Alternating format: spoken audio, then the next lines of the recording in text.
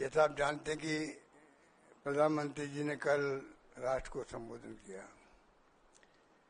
बहुत निराश किया। बातें बहुत अच्छी कही उन्होंने, कुछ वादे भी किए हैं फ्यूचर के लिए कि फ्यूचर में क्या पॉलिसी रहेगी देश की, आतंकवाद को लेके भी, एटॉमिक एनर्जी को या एटॉमिक बम को लेके भी, सब बातें उन्होंने कही, अच्छी बात है। पर जो पूरा देश इंतजार कर रहा था कि जो अचानक सीज फायर हुआ, उसको देश पूरा समझ नहीं पा रहा है, कोई नहीं समझ पा रहे हैं। ऐसा कभी होता नहीं है कि वो भी गुप्त तरीके से सीक्रेट रख के कैसे हो सकता है। पब्लिक डोमेन में बात आती है कि हम चर्चा कर रहे हैं युद्ध कैसे रुके। हम भी नहीं चाहते युद्ध करना, क्योंकि सबसे अच्छा काम सेना ने ये किया, जिनको हम सब सलाम करते हैं।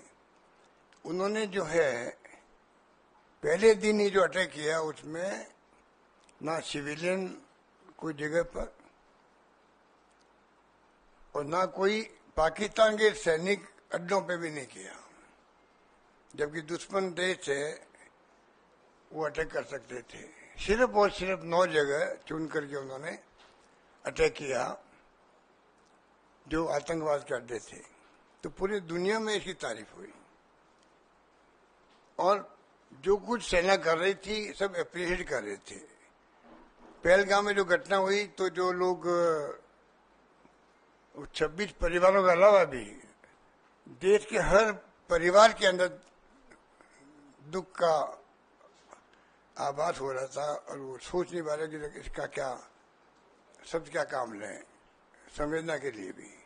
ऐसे माहौल में देश चल रहा था, अटैक किया गया, बताया गया 100 लोग आतंकवादी मारे गए, सब कुछ ठीक चल रहा था, सब कुछ ठीक चल रहा था। और हमारा तो इतिहास रहा है, आजादी के बाद से ही हिंदुस्तान की फौजों ने कमाल ही किया है। गोवा से बात शुरू करें अपन, गोवा में तो 61 में शायद उसको हमने छुड़ा लिया पुर्तगालियों से। उस वक्त भी युद्ध हुआ था।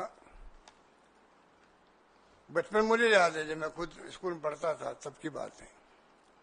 74 में सिक्किम को छुड़ा लिया।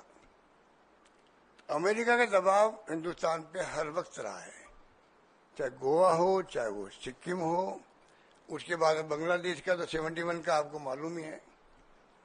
बांग्लादेश की घटना को भी हमने उसको और जो पॉलिसी एनडीए गवर्नमेंट की दबा के रखने की इतिहास को, उसके कारण की नई पीढ़ी तो पता ही नहीं, वो समझ नहीं पाएगी कि हो क्या रहा देश के अंदर। वो उसको गर्व करने की स्थिति नहीं रहेगी उनकी। किस प्रकार 2 टुकड़े कर दिए पाकिस्तान के, 93,000 सैनिकों को, कर्नल जनरल सबको सरेंडर करवा दिया। वो वक्त भी देखा हम लोगों ने। मैं खुद बचपन में गया था 71 के बाद के वक्त में, शरणार्थी शिविर लगे हुए थे वहां पर। 1 करोड़ लोग आ गए थे इंडिया के अंदर। तो हम एनजीओ के माध्यम से गए वहां सेवा करने के लिए। तो मुझे याद है कि वो दृश्य क्या था वहां पर और किस प्रकार वो बाद में इतनी बड़ी जीत के बाद में उस पर भी अमेरिका का साधना बेड़ा आ गया था। निक्सन साहब ने भेज दिया, दबाव दिया इंदिरा गांधी पर, झुकी नहीं इंदिरा गांधी, परवाह नहीं करी साधना बेड़े की। ये भी वक्त था हमारा जब ये सब कुछ हुआ।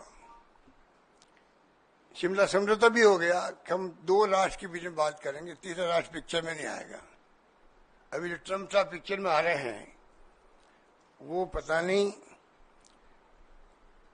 इनकी कंसर्न से आ रहे हैं सरकार की या वो अपने हिसाब से आ रहे हैं। वो भी देश के सामने स्पष्ट करना चाहिए प्राइम मिनिस्टर को, एमईए को, कि भाई वो ट्रम्प साहब जो सब कुछ कह रहे हैं आज के टाइम में, उसके पीछे क्या राज है, क्या दबाव है, हम क्यों सुन रहे हैं, स्पष्टीकरण क्यों नहीं दे रहे हम लोग। इसलिए मैं आपको कह रहा था कि सेना के बलबूते पर जो आज तक इतिहास में ये घटनाएं बड़ी बड़ी हुई। अरुणाचल प्रदेश था, चाइना का परवाह नहीं करी, उसको भी हमने स्टेट का दर्जा दे दिया। 65 का वार था, हमने देखा हमारे खुद के शहर में 500 बम गिर गए थे। तो बचपन से देखता रहे 65 के बाद सेना ने जम के लड़ा। लाल बहादुर शास्त्री थे उस वक्त में। फिर आपको मालूम है कि किस प्रकार उस पर कुछ लोगों ने विरोध किया उनका। इन्हीं लोगों ने जो आज सत्ता में बैठे हुए हैं।